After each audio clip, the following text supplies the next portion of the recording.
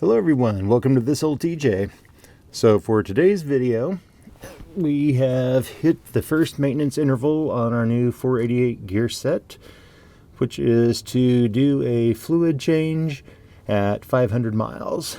The first drive was about 20 miles for the first heat cycle to get it up to temperature.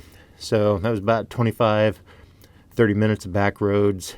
Then we found a nice big parking lot where we sat and waited for, I don't know, we probably did 40 minutes, 50 minutes to let it get a good cool down.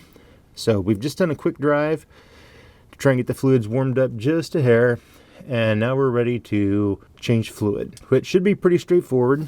One of the things I did was replace the old cover, right, when I did the gear swap, with a set of these Yukon covers that are much heavier, have a drain plug, have a fill plug, so draining them will become very straightforward, very easy to do. Should shave a bunch of time off of doing this maintenance when it's due, and probably get it in more of a regular rotation, like probably yearly. One of the things I'm noticing down here is that it looks like I do have a couple of little drips coming out of this. So, not sure what that's about, but something I'll be keeping an eye on. And to pull the drain plug, it is a 3/8 hex head.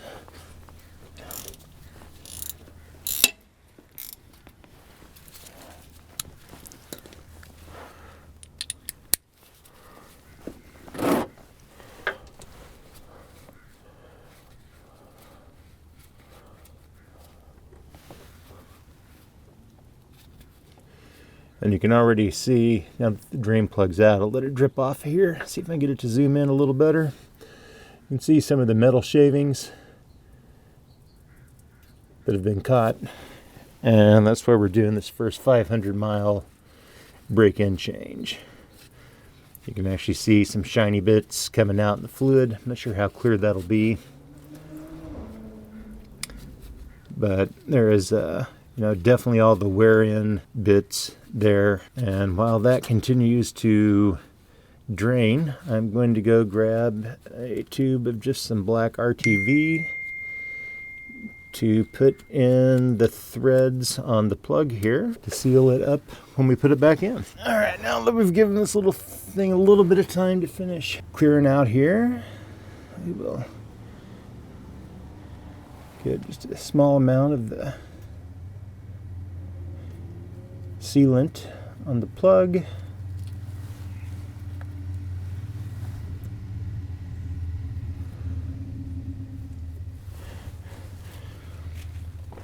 And we'll thread it back in the cover.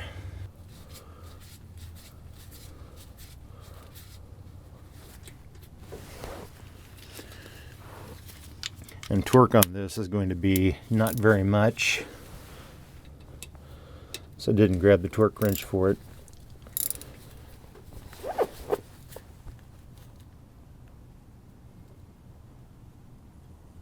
That would be more than adequate.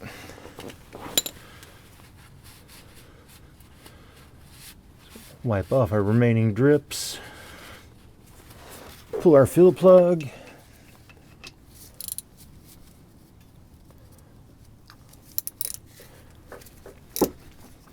Now these covers I have on here, you can get on Amazon at current prices, which would have been end of 2024, of I want to say $130 each, which is a pretty good deal. Here you can see the top drain plug's got a little bit on it as well, the metal bits. If you happen to live in the Pacific Northwest, you can visit Randy's Worldwide, which used to be Randy's Ring and Pinion. And I think it's predominantly the people who build the Yukon parts, and get these directly from their will call office. And if you talk to the right person there, they will absolutely price match the price they're listed at on Amazon. So I was told this front Dana 30 will hold a little over a quart of gear oil. And my installer highly recommended just the regular Lucas heavy duty high performance 8090 gear oil, and said that the synthetic was not needed. And since I do plan on probably draining and filling these once every year or so, I think that will be perfectly fine. He also stated that this stuff is thick and gooey, and the ones he's pulled apart that have had this in them, he said it just coats the stuff like snot. So that's probably not a bad thing for something in this type of use. And what you see running down the cover there at the moment is not from it being full. That's simply from the tube being at an awkward angle, and so I'm running back around the side. It does feel like we're starting to get close to the bottom of the first quart.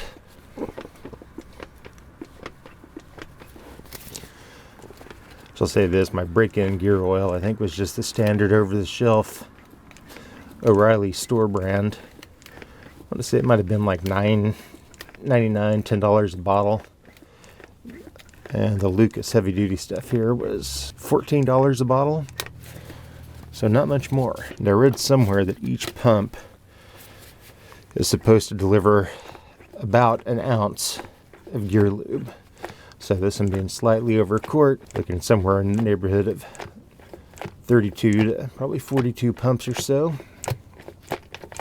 I think we have hit the bottom of this bottle. So I will grab the next bottle, get it set up, and we'll finish topping this one off. And I'm back with a fresh quart hooked up to the pump.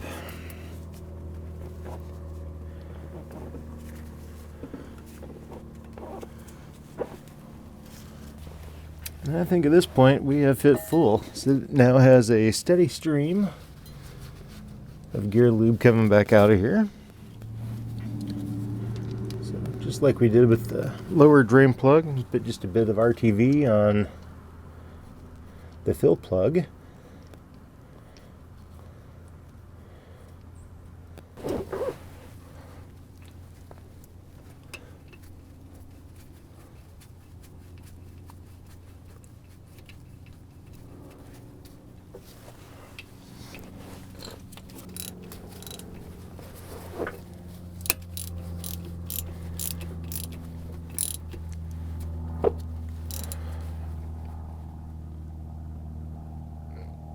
And that is just good and hand tight. So there's the front one finished. And minus the time to go get some RTV to seal these things back up. And the time it took to switch bottles. This really is not that long of a job when you don't have to pull the covers off, clean them up, reseal them, re-gasket them, whatever you want to do, before you put them back on. So that's it for the Dana 30 on the front of here. We'll get repositioned, move to the back, we'll knock out the Dana 44. I think this is a job that can be done easily in less than 30 minutes, start to finish. We're repositioned to start draining. The rear cover appears to be just absolutely bone dry on the bottom. So again, I'll keep an eye on that front one. And by the way, I'm doing this just on my back on a pad in the driveway. So with these covers, there's no need to jack your Jeep up at all, because it makes it so much easier than having to pull that cover off. Now the fun part, dropping the plug out without catching a handful of gear lube.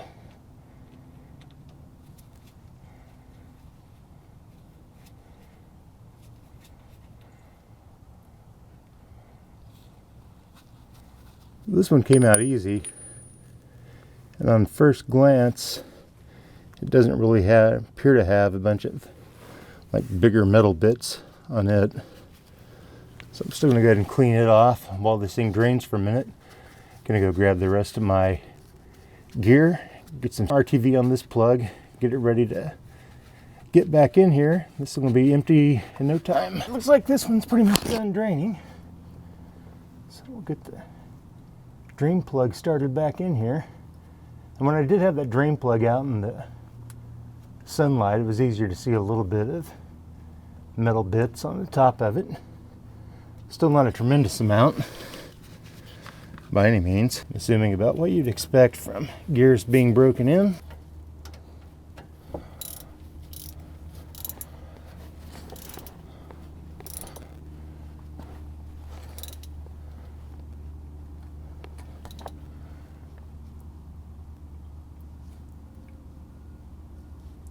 That is definitely good and tight. And as I mentioned earlier, this back end seems to have sealed up really nicely. There wasn't a bit of drops on it whatsoever. So the front I'll just keep an eye on. Probably every 500 miles, crawl back under here for a while and see if it's sealed on up or if it's going to be a dripper. If it's going to be a dripper, I'll talk to the guy that set it all up for me, see how he'd like to proceed. It's one of the things he did mention. One of the nice things having these covers on here is that the front on the locker, the airline runs outside of the case. So if you pull this cover off, at least the front cover, if you were to pull it off and slip and bobble it and drop it, and being a heavier cover, there's a good chance it could bang into your airline and knock it loose, which I do not want to have happen. But the guy's got a nice shop, stands behind his work, so if it continues to drip, I might just see if he's got a free time sometime when I could run up there, pull the cover off, get it resealed, and put back on, and then I don't have to worry about it. Now, the challenge on the rear here would be the fact that the fuel tank is just slightly in the way. And I don't think the camera's under here far enough to pick this up, but this actually has two fill plugs on it. It has one that is probably above the axle tube. And the one that I'm filling from is the one that runs right in probably the lower third of like the axle tube plane. I'm starting to feel like I'm getting near the end of this bottle because every time I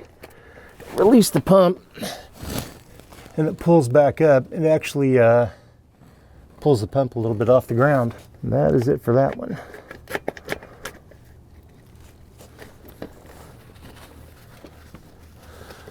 So I'll wipe the tube off here and go grab our next bottle. So this should hold this entire bottle of lube and then probably most of the next bottle. This stuff is definitely thick. All right, I'm going to say here that having the front unencumbered by a fuel tank probably did make it a lot easier. And this end might have been a lot easier if I had raised it up, put the frames on some jack stands and let the axle droop down just a little bit. Got a little bit more room under here for myself as well. All right, now it's time to switch it up. Maybe pump with the other hand for a minute or two. And if Jeep maintenance is the type of thing that holds your interest, or you just want to follow along my bolt-on project here, and then when I get to it, my weld-on project, which is going to be a lot more intensive, reach down there and hit that subscribe button. At this point, this thing's coming down here pretty steady. And I know for a fact this isn't even 2 quarts yet. So what I'm probably going to do is take a quick break, contact my guy that set everything up, and make sure that this lower fill plug is in fact the one I'm supposed to be filling. Because I definitely don't want to screw this up. So I figure it's better to verify. If I can't get hold of him, I'll give Yukon themselves a call, or Randy's support line across the way here, and ask them about the matter. The other thing I could probably do as well is just grab my old cover and take a peek at it and see whereabouts the fill plug was on it. For the old 44 cover, the fill port was right above the lower bolt that would sit kind of right under the axle tube, or in that area, which I think is about where this one is. I'm also going to search up how much gear lube does a Dana 44 and a Jeep TJ hold. And what I'm getting here is typically it will hold 2.1 quarts. And since I don't think there's any way this has 2.1 quarts in it yet, we're going to go back to pumping and see if maybe some of it settled down a little bit. It just needed a little bit of time to redistribute itself within the case. Other option will be I pull that top plug off and continue to fill through it until I know I've got a solid 2 quarts in there, which that might be a decent option too. And like most projects go, always expect the unexpected. This fill plug, where it sets, that is pretty much exactly where the factory fill plug was. So my driveway's got a very, very slight incline, but I do not think it's enough to impact the total volume this thing will hold that much. So then the other question may be, if I'm running an Eaton E-locker in back here. Does that somehow impact the amount of fluid that it can hold compared to, like, say, an open carrier, which is just a big giant hole where the spider gears go? So I think what I'm going to do here is go ahead and clean up this fill plug, because that's definitely not taking any more. That was just a couple more pumps, and it looks like every last bit of that's coming out. So I'm going to seal this up, see what kind of more information I can get here. All right, I am back. And I did text my installer and asked, because Google says it should take 2.1 quarts. And this bottle does feel about empty, but I still contend there's no way that it has 2.1 quarts, because I've only used a partial bottle that was left over from the front that probably had the majority of the bottle left, and then the majority of this bottle. But my thought process says an e-locker does take up a lot more space in there than the open carrier. And Google also does mention, or somebody mentioned, that overfilling one of these will result in blowing out a bunch of seals and such. I definitely don't want to deal with that. And you can see here on the video, I'm going to give it one more pump. I'll give it a couple more pumps real quick. And you can see that pretty much starts coming out instantly. So I'm going to get my fill plug back up in here. See if I can get it started back in here. Hand tighten this thing as much as possible and pull the drain pan out from under here and get my socket out. And there's a matter of making sure that I don't end up dumping every last bit of this that's in the tube. All right, I've got all of that out of the tube there, so I should be able to get that out without making an absolute mess in the driveway. All right, got my 3/8 hex drive socket. So we're ready to tighten this thing up and be done with it.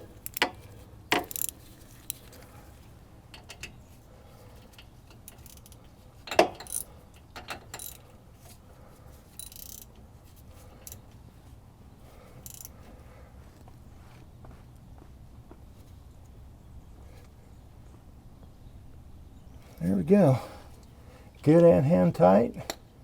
That wraps this one up. So if you stayed to the bitter end here, thanks for watching. Only words of advice on this, I'd say probably get the back end up in the air a bit. Either the axle on jack stands or the frame, and let it come down a little bit. I think honestly just having the axle even up in the air would have made it easier, because I could have fit under here a little bit better. But anyway, with the covers on here, it can be done in your driveway. So thanks for watching. Stay tuned for the next one. Take care. Bye.